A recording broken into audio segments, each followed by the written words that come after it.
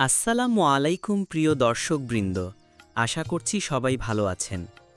আজ আমরা আপনাদের নিয়ে যাব যশোর জেলার এক ঐতিহাসিক নিদর্শন যশোর কালেক্টর ভবন এর অতীত, বর্তমান ও গুরুত্ব নিয়ে এক অসাধারণ ভ্রমণে।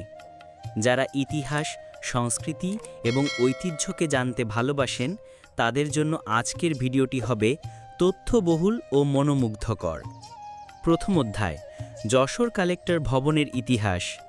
যশোর কালেক্টর ভবন, যেটিকে অনেকেই কালেক্টরেট ভবন নামেও চেনেন, যশোরের প্রাচীন প্রশাসনিক কেন্দ্রগুলোর মধ্যে অন্যতম। এই ভবনটি নির্মিত হয়েছিল ব্রিটিশ শাসনামলে 1864 সালে। সেই সময় ব্রিটিশ সরকার তাদের প্রশাসনিক কার্যক্রমকে সুসংহত করার জন্য প্রতিটি গুরুত্বপূর্ণ জেলায় কালেক্টর ভবন নির্মাণ করত। যশোর, যা বাংলাদেশের অন্যতম প্রাচীন শহর, স্বাভাবিকভাবে সেই তালিকায় স্থান পেয়েছিল।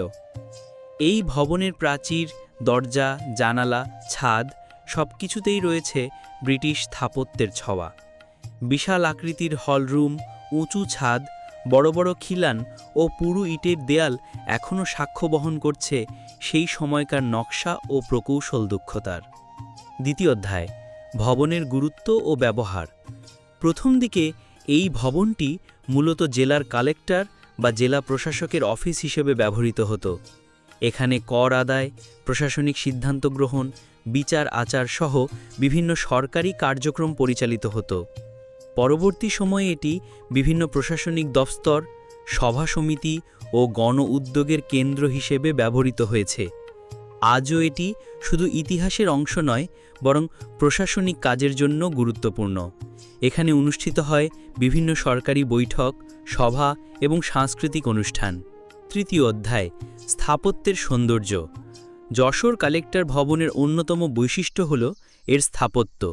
ভবনটির মূল অংশে ব্যবহৃত হয়েছে পুরনো লাল ইট, যা সেই সময়ের সবচেয়ে টেকসই নির্মাণ সামগ্রী হিসেবে ব্যবহৃত হতো। ছাদের নকশা এবং খিলানগুলো ইউরোপীয় স্থাপত্যশৈলীর প্রতিফলন ঘটায়।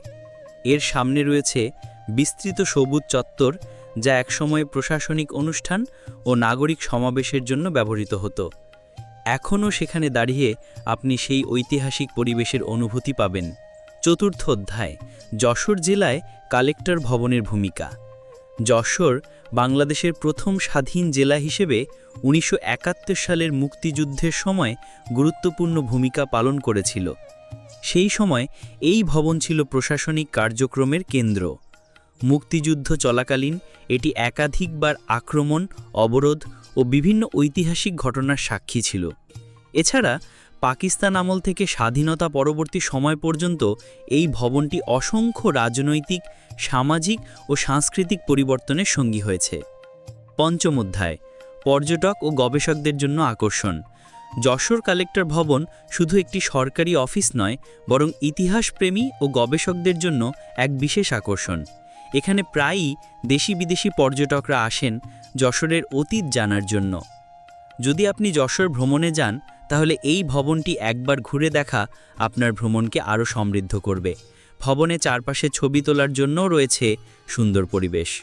যশোর কালেক্টর ভবন আমাদের ঐতিহ্যের অংশ, তবে সময়ের সাথে সাথে ভবনের কিছু অংশ ক্ষয়প্রাপ্ত হচ্ছে। সঠিক রক্ষণাবেক্ষণ, পুনর্নির্মাণ এবং ঐতিহ্য সংরক্ষণের উদ্যোগ নিলে এটি আগামী প্রজন্মের জন্য এক অমূল্য সম্পদ হয়ে থাকবে। সরকারি পর্যায়ে ইতিমধ্যে কিছু সংস্কার কাজ শুরু হয়েছে, তবে এটি যেন শুধু প্রশাসনিক নয়, পর্যটন ও সাংস্কৃতিক ঐতিহ্যের অংশ হিসেবেও স্বীকৃতি পায়, সেটি নিশ্চিত করা জরুরি। উপসংহার, যশোর কালেক্টর ভবন শুধু ইট পাথরের গাঁথুনি নয়, এটি ইতিহাস, সংস্কৃতি ও সংগ্রামের প্রতীক। এটি আমাদের অতীতের কথা বলে, বর্তমানের সাথে আমাদের যুক্ত করে এবং ভবিষ্যতের জন্য একটি বার্তা দেয়। ঐতিহ্যকে বাঁচিয়ে রাখো, কারণ সেটিই তোমার পরিচয়। আপনারা যদি যশোর যান, তাহলে এই ভবনটি একবার ঘুরে দেখতে ভুলবেন না। আর ভিডিওটি যদি ভালো লাগে তাহলে লাইক দিন, কমেন্টে আপনার মতামত জানান এবং চ্যানেলটি সাবস্ক্রাইব করে পাশে থাকুন।